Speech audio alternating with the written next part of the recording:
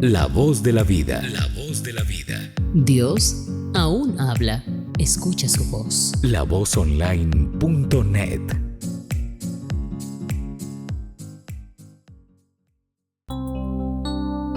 Les damos una bienvenida especial. Me complace mucho poder darles esta grata sorpresa y esta gran compañía en la que estoy de mi invitada, Rosalba Vivas. Ella es doctora, ella es en este caso especialista en todo el tema de pediatría y es infectóloga de profesión. Pero antes que nada es una gran sierva del Señor. Quise invitarla para que estuviera con nosotros unos minutos, así que le damos una bienvenida. Rosalba, un abrazo. ¿Cómo amaneciste? Muchas gracias, Claudia. Muy bien, gracias a Dios. Un saludo muy cordial a toda la audiencia que está hoy con nosotros. Antes que nada, gracias por aceptar nuestra invitación y bendecimos a Dios por tu vida. Hablemosle un poquito detrás de esta profesión que tú tienes, como es ser infectóloga y pediatra.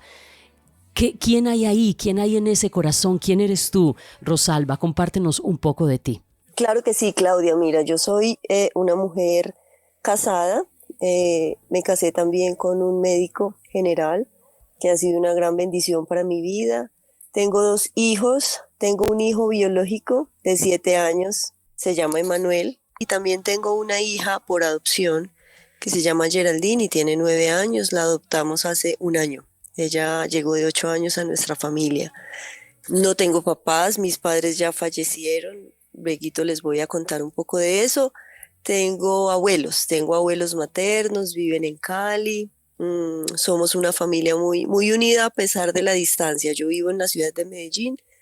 Mi familia materna está ubicada en Cali, pero tenemos unos lazos muy fuertes y nos visitamos cada mes aproximadamente. También conozco del Señor desde los 11 años, hace 35 años, así que pueden hacer la cuenta y calcular mi edad, pero conocí al Señor a muy temprana edad, lo cual le agradezco infinitamente.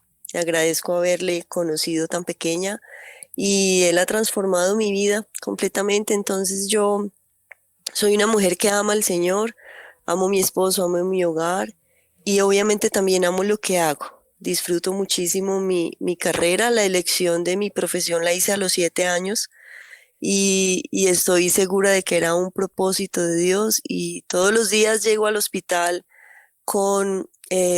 preguntándole al Señor, bueno Señor, ¿por quién voy a orar hoy? ¿A quién le voy a hablar de tu amor el día de hoy? ¿Qué niño, qué familia está necesitando hoy de ti? Y eso es lo que yo hago en el día a día, aparte de prescribir antibióticos y de hacer diagnóstico de enfermedades infecciosas. Lo que más me interesa es que las familias y los niños conozcan el amor de Dios y mis compañeros también, mis otros colegas, las enfermeras, el personal del aseo. Entonces siempre trato de tener una palabra de Dios para el que llega triste, afligido, de poder orar con ellos, de poder compartirles algo de la palabra. Y eso hago en el día a día. Rosalba, yo te escucho hablar de esa manera como pediatra y me antojaría tener hijos. No tengo hijos, pero teniendo niños me encantaría que fueras la pediatra de mis hijos, porque encontrarnos con personas como tú, es que no es lo mismo elegir una profesión a elegir una vocación en Dios. Y encontrarnos con personas como tú que dices que no solamente quieres y vas a prescribir fórmulas, a mirar cómo diagnosticas estos cuadros infecciosos, sino que estás pensando en el alma de esos pequeños. ¿Por qué dices tú que desde los 7 años fue una decisión pensar en los niños? ¿Qué pasaba contigo? ¿Qué sentías por ellos? Bueno, a los 7 años yo estaba ubicada en Santander de Quilichao, un municipio pequeño del norte del Cauca. Y vivía con los abuelitos maternos. Mi padre falleció cuando yo tenía 2 años. Entonces, a raíz de la muerte de mi papá, mi mamá decidió irse a trabajar a la ciudad de Bogotá porque tuvo su oportunidad laboral allá y nos dejó al cuidado de los abuelos la abuelita era la que se encargaba de llevarnos a las citas médicas y en realidad fue porque a los 7 años me llevó con una pediatra del pueblo y fue una mujer tan dulce, tan delicada, tan amable conmigo. Al final de la consulta hubo un dulcecito que me hizo muy feliz. Y el corazón de esta mujer me pareció tan, sí, tan dulce, tan bueno que yo dije, yo quiero ser como ella. Pero mi mente, como era de niña todavía, yo pensé que ser como ella era que físicamente me iba a parecer a ella. Y ella era blanca, rubia, de ojos claros, hermosísima. Yo dije, yo quiero ser así cuando sea grande. Entonces pensé que me iba a volver rubia, de ojos claros, pero no, me quedé trigueñita. Sí, sí, sí. Esa mujer me inspiró a ser pediatra. Le conté ese sueño a mi abuela. Le dije, abuelita, abuelita, cuando yo sea grande yo quiero ser pediatra como ella. Y la abuela, teniendo mucha fe, me dijo, sí, mija, vas a ser pediatra. Entonces vas a tener que estudiar mucho. Y yo, bueno, ahí empezó todo y la abuelita me alimentaba el sueño y se fue haciendo cada vez más fuerte, cada vez como más real, que cuando llegué a los 17 años, a 11 grado, la directora del grupo me preguntó, ¿cuál va a ser tu elección de carrera? Yo le dije medicina. Eso ya lo tenía como muy claro. Entonces, así fue. Me inspiró una mujer que sin ser cristiana tenía un corazón para los niños y yo dije, yo quiero ser como ella. Yo también quiero, aparte de auscultar el corazón de un niño, mostrarle amor, sonreírle, tratarlo con cariño, de tal forma de que ese niño se sienta seguro en mi consulta, que no sienta el temor que todos los niños sienten cuando ven a un médico de bata blanca. No solamente los niños, todos nosotros cuando vamos a un médico, cuando vamos a un consultorio, vamos porque realmente nos sentimos que nuestra salud está en un estado de desequilibrio. El sano no va al médico, me hago entender. Habitualmente Claro. vamos cuando hay una condición y llegar a un consultorio donde hay frialdad, donde ni siquiera le miran a uno a los ojos, donde no hay una sonrisa, pero hemos ido a consultorios tanto pequeños como adultos, donde el médico, el doctor, la doctora nos pone la mano y nos dice tranquila que te vamos a ayudar, cuando hay una sonrisa, cuando te miran a los ojos, cuando hay una empatía, eso cura. ¿Cuál es la mayor medicina que tú tienes aparte de los medicamentos? Claro, la mayor medicina es el amor de Dios, es mostrar el amor de Dios a cada niño y a sus familias, ¿cierto? Y compartir un poco de la palabra de Dios. Yo no empiezo a predicar 30 minutos, pero yo sí les digo, mira, tu hijo está muy enfermo, pero vas a confiar en Dios. Qué lindo. Porque aquello que nosotros científicamente o médicamente no podamos hacer, eso es lo que Dios es experto en hacer. Entonces, cada que encuentro una madre angustiada con su niño enfermo, yo pues lo examino y hago todo mi trabajo, pero siempre le digo, mamá, ¿me permites orar por tu hijo? Mira, sabes que Dios tiene el control, Dios es nuestro médico por excelencia, por sus llagas fuimos sanados y trato de infundirles fe, ¿cierto? Infundirle fe tanto al paciente como a su mamá o a su papá y tratar de ir cada día para orar por esos niños y he visto milagros de pacientes que en algún momento todo el equipo médico dijo, por este paciente ya no hay nada que hacer. Y Dios me ha dicho, sigue orando, y yo he ido cada mañana, tal vez ni siquiera tenga que examinarlo ese día, pero cada mañana iba y declaraba vida sobre ese niño, y ese niño se recuperó después de una estadía de 3 meses en el hospital, mucho tiempo en cuidado intensivo, ahora llega al hospital dando gracias a Dios y lo podemos ver caminando, sonriendo, está estudiando. Qué hermosos Sí. testimonios. Yo solamente puedo decirte, no sé los oyentes que están pensando mientras escuchamos a Rosalba Vivas con este testimonio y lo que hace como pediatra con los niños, pero yo te bendigo de manera especial, Rosalba, que el Señor levante muchos hombres y mujeres como tú en ese campo, en un mundo donde hay tanta tristeza, tanto dolor, a veces tanta desazón. Llegas tú como un faro en medio de la oscuridad y te has convertido en lo que el Señor Jesús nos ha enseñado, luz en las tinieblas y sal en medio de la simpleza. Pero me imagino que antes de ser la gran pediatra que ahora eres, la gran infectóloga que ahora eres, ¿no tuviste desafíos en tu juventud? Es que nos dijiste que te levantaste con tus abuelos. Ahora no nos dices qué condición económica tenían, pero ¿cómo fue eso de lograr ese sueño que la abuelita dijo, hay que trabajar duro, hay que estudiar duro? ¿Cómo fue ese proceso para ser lo que eres? Sí, fue un proceso un poquito difícil, pero vi la gloria de Dios todo el tiempo. Entonces, digamos que la primera prueba difícil en mi vida fue a los 2 añitos y medio cuando fallece mi papá. Y primero, pues la ausencia del padre siempre golpea el corazón de cada hijo. Todos los hijos necesitan esa figura paterna que nos infunde seguridad, autoridad.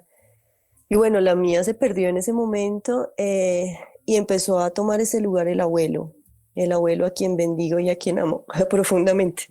Tiene 97 años y es una bendición para mí. Pero la muerte de mi padre hizo que mi mamá tomara una decisión que fue muy difícil para ella y para nosotros, que fue irse a trabajar a la capital y se fue a Bogotá. De tal manera que también perdimos la figura materna. Entonces ella la veíamos cada 3 meses, en las vacaciones, en la Semana Santa, en Navidad, en algún festivo, pero ella no estaba presente todo el tiempo. Ella proveía, pero ella no estaba presente y con esto quiero hacerle un llamado a los padres y a las madres que creen que los hijos necesitan mucha provisión económica, la mejor ropa, los mejores zapatos, el mejor colegio, y a veces tienen muchas cosas materiales, pero no tienen a su papá y a su mamá, que es lo que más necesitan. Están ausentes, porque a veces los adultos nos enfrascamos en trabajar tanto y en producir, porque hay que proveer para los hijos, que se nos olvida proveerle a los hijos lo que más necesitan y es nuestra presencia, es nosotros en el hogar. Entonces, bueno, mi mamá tomó esa decisión y se fue, nos dejó con los abuelos. Éramos una familia humilde, un estrato bajo, vivíamos en un pueblo, pues teníamos solo lo necesario. Pero los abuelitos, en medio de su catolicismo, tenían unos principios muy claros de honestidad, de verdad, de esfuerzo, ¿cierto? De no dejarse vencer por las dificultades, de perseverar en todo tiempo. Entonces la abuelita me inculcaba eso todos los días y yo trataba de ser como la mejor estudiante sí, la verdad es que me destacaba pues porque era la mejor estudiante, pero era un objetivo que yo buscaba para poder tener algo que mostrarle a mi mamá en esa época en que me visitaba. Entonces cuando ella llegaba, yo lo primero que le sacaba era los cuadernos, la mención de honor, la medallita que me había ganado, porque yo sentía que con eso como que le agradaba, que de pronto con eso ella no se iba a volver a ir, bueno.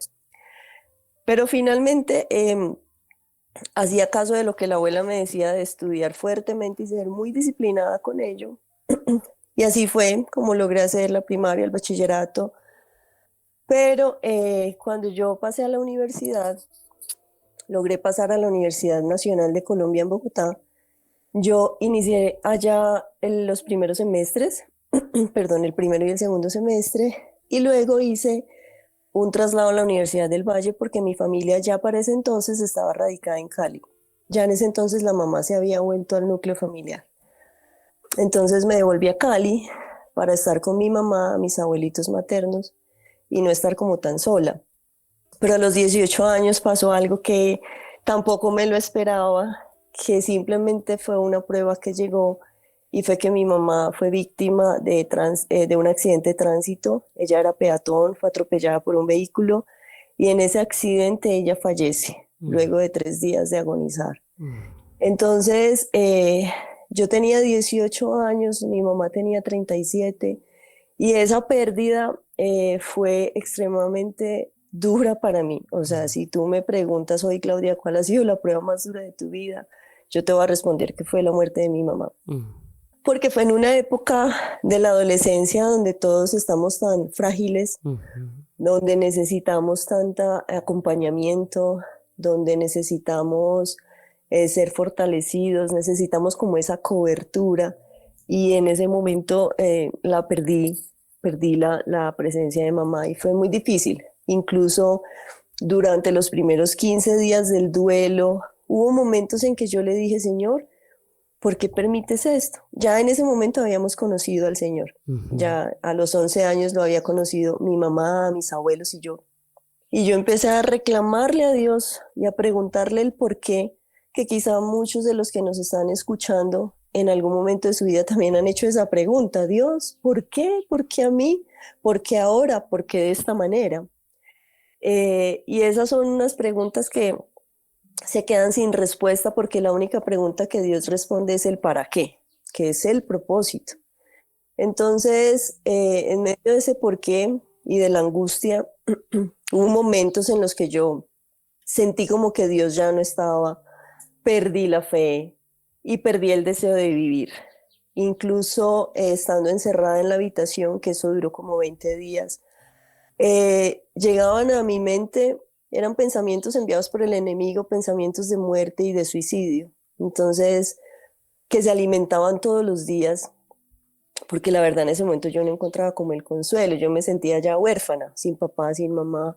Ahora sí ya no habían los recursos para seguir estudiando porque mi mamá era la proveedora. Entonces, pero más que eso era su presencia que yo la había podido recuperar a los 11 años y la volví a perder a los 18.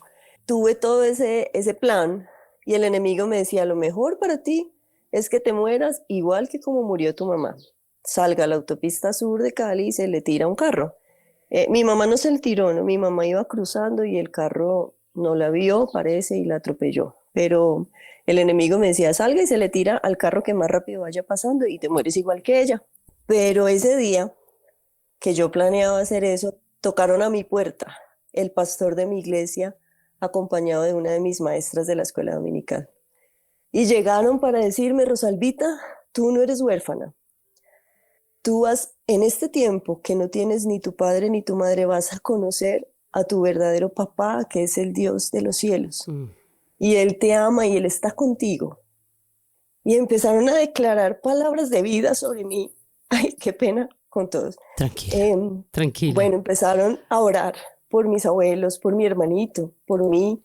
Yo sentía como Dios rompía esos pensamientos de muerte, de suicidio, como esa carga se iba en ese momento.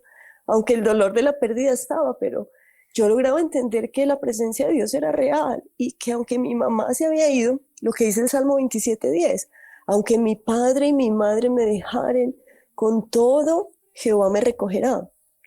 Y a partir de ahí, ese ha sido el lema de mi vida. Y así fue. A lo largo del tiempo que empezó a transcurrir de ahí en adelante, yo vi a Dios comportarse como todo un papá. Cada vez que llegaba el momento de pagar el semestre de la universidad, Dios me enviaba su provisión. Ya fuera que en la iglesia reunían una ofrenda y me entregaban todo el dinero de la matrícula, un tío, un familiar. Alguien llegaba y me decía, Rosalvita, Dios me ha enviado con este dinero para ti. Y era exactamente lo que yo necesitaba para pagar el semestre. Entonces fue un tiempo muy lindo en el que yo vi el amor de Dios, lo experimenté, lo viví. Vi cómo era real, o sea, que el amor de Dios era verdadero. Vi cómo la mano de Dios me levantaba y me sacaba del lodo cenagoso, de lo más profundo, cómo Dios me sacó de la tristeza más profunda, poco a poco, y cómo Dios se reveló a mí como Padre, como mi libertador, como mi sanador, como mi proveedor. Y así estudié toda la carrera, hasta que un día logré graduarme como médica general. Sentí que no podía y te dejé. Y es que fueron tantas las palabras. Estás escuchando el testimonio de Rosalba Vivas. Una gran mujer de Dios, una gran profesional que cuida el alma y el cuerpo de los niños y sin embargo el Señor mismo la trató como su pequeña cuidada. Rosalba, ¿qué tanto la iglesia derrotó ese sentimiento de orfandad? Es decir, ¿qué tan importante es la iglesia, el acompañamiento, no solamente para todos, sino para personas muy específicas como tú, que pueden haber muchas en las iglesias que no tienen sus padres, que tienen duelos y lutos en el alma? Porque tú dices que a partir del momento en que llegó el pastor con tu profesora de escuela dominical, te proclamó esas palabras, te las recordó, las cosas empezaron a cambiar y la provisión llegaba muchas veces a través de la propia iglesia. Háblanos un poquito de esa importancia, porque aquí está escuchando la iglesia, aquí hay pastores escuchándonos, y qué tanto la iglesia derrota ese sentimiento de orfandad. Sí, Claudia, mira, fue súper importante. Yo la verdad agradezco aquí a la que fue mi iglesia en ese momento, Centro de Fe y Esperanza en Cali, porque toda la comunidad de la iglesia en cabeza de mi pastor, los líderes, las maestras de escuela dominical, mis amigos en la iglesia, me rodearon. O sea, ellos me rodearon y me hicieron sentir que yo pertenecía a una segunda familia y que ellos estaban ahí. Entonces me visitaban de vez en cuando, me recogían el domingo, porque si yo no tenía deseos de ir a la iglesia, ellos iban, tocaban a mi puerta, me obligaban a vestirme y me llevaban casi que arrastradita de la mano pues a la iglesia, pero en el fondo yo sí lo necesitaba, yo sí quería, pero ellos insistían: Rosy, vamos a la iglesia. Todos los líderes, cuando me veían en la iglesia, ellos no desperdiciaban oportunidad para orar por mí, me abrazaban, declaraban versículos bíblicos, declaraban la palabra de Dios sobre mi vida. Y para mí eso fue supremamente importante. O sea, el acompañamiento y el pastoreo que yo recibí en ese momento fueron cruciales. Eso fue una gran bendición. Por eso yo animo a todos para que no dejen de congregarse, como lo dice la palabra, eso es un mandamiento. No dejen de congregarse como algunos tienen por costumbre, porque el cuerpo de Dios es uno solo, y como cuerpo, cada que un órgano está sufriendo, cuando un dedito está fracturado, eso lo siente todo el cuerpo, lo siente el corazón, los pulmones, uno siente el dolor de ese dedito fracturado en todas partes, y así ocurre en el pueblo de Dios. Cuando uno de nuestros hermanos está en soledad, en aflicción, en duelo, los demás tenemos que sentir su sufrimiento y ayudarle a llevar la carga. Porque si él tiene ayuda, si él tiene quien le ayude a llevar su carga, la carga será más liviana. Y bueno, la iglesia es un lugar de bendición, definitivamente, que para mí lo ha sido, todavía lo es.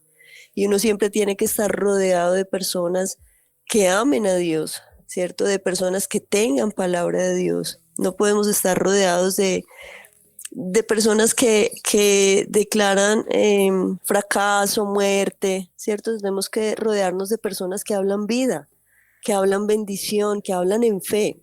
Y eso fue lo que yo hice. Rosalba, sabemos que tú nos regalaste solo un par de minutos porque tienes ya consulta. Sin embargo, como una niña tan fracturada, con tanta orfandad por dentro, con tanta pérdida, ¿cómo se ve siendo una niña tan fracturada Cristo? ¿Cómo empezaste a ver lo que significa Jesús para ti ahora? Claro, Claudia, para mí Cristo lo es todo. Él es el centro de mi vida. Y bueno, Tranquila. ahora que yo miro mi vida en retrospectiva, cuando yo miro hacia atrás, yo le digo: Señor, te agradezco que no me hayas abandonado. Te agradezco que hayas estado presente en todo tiempo, aún en momentos en que yo no le veía, en que yo no lo sentía, pero Él estaba ahí. Es que la presencia de Dios no depende de que si tú sientes o no sientes. La presencia de Dios simplemente es real. Y Él está allí, aunque tus emociones no lo perciban, pero su presencia estaba allí. Y cuando yo empiezo a mirar hacia atrás, le digo: Señor, ahora te veo claramente. Tú estuviste presente todo tiempo, aún desde el momento del accidente, los 3 días en el hospital, el momento del sepelio y todo lo que se vino de ahí en adelante. Yo veía la mano de Dios y eso ha hecho que yo le ame profundamente. Entonces, alguna vez en la iglesia estaba haciendo un curso y me hicieron la pregunta: ¿cómo concibes tu vida sin Dios? Y mi respuesta fue: la vida no es vida. O sea, mi vida no sería vida sin el Señor. Yo soy quien soy gracias al Señor. Yo soy quien soy gracias a la obra redentora de Cristo en la cruz y a todo lo que Él ha hecho a lo largo de mi vida. Y yo podría perder mi profesión, podría perder la casita que tenemos, podría perderlo todo, pero nunca quisiera perder al Señor, porque perderle a Él eso sí es perderlo todo. Entonces, yo no sé si aquí algunos han tenido pérdidas en negocios, en malas inversiones, ¿cierto? Estuvieron en sociedad y el socio se quedó con todas las ganancias y los estafaron. Y a veces sentimos que perder las cosas materiales es algo muy difícil y hay gente que se ha suicidado porque quedó en la ruina. Pero la verdadera ruina del ser humano es vivir sin Cristo, es vivir sin Dios. Porque cuando tenemos a Dios lo tenemos todo. tenemos la vida, el perdón, el amor, la segunda oportunidad para volverlo a intentar. Entonces, en este momento yo no concibo mi vida sin Jesús. No la concibo. Y debería ser el de todos. Debería ser el sentimiento que embargue a todos, que la vida no es vida. Es que Jesús claramente dijo, Rosalba, separados de mí, nada pueden hacer. Rosalba, te bendecimos por este hermoso testimonio. A mí me encantaría, yo me quedaría horas contigo, pero quiero y necesito respetar tu tiempo y también anunciarle a los oyentes que si tú nos lo permites, como hemos estado hablando por el interno, vamos a tener algunos espacios para trabajar no solamente las cosas de Dios, sino tener a una persona como tú, que es una pediatra, infectóloga, que nos pudiera ayudar también con estos temas de los pequeños, ayudándole a los oyentes a entender cómo es el funcionamiento del cuerpo de los niños, que ellos puedan hacerte preguntas. ¿Tú estarías dispuesta a hacer un par de programas con nosotros o quizá quedarte a perpetuidad? Yo feliz que te quedaras aquí como nuestra doctora y como nuestra pediatra de cabecera, pero también respetamos tu tiempo. ¿Podríamos contar contigo para alguno de esos programas también? Claro que sí, Claudia. De mi parte, toda la disposición para hacer un aporte en cuanto a la salud de los niños. Y yo estoy plenamente dispuesta, a tu disposición.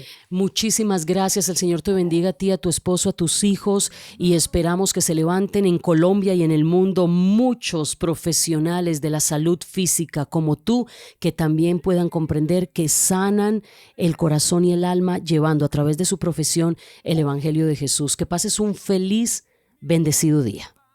Amén, muchísimas gracias y un saludo a toda la audiencia. Gracias por haberse conectado en este tiempo. Dios les bendiga. Dios ha sido bueno.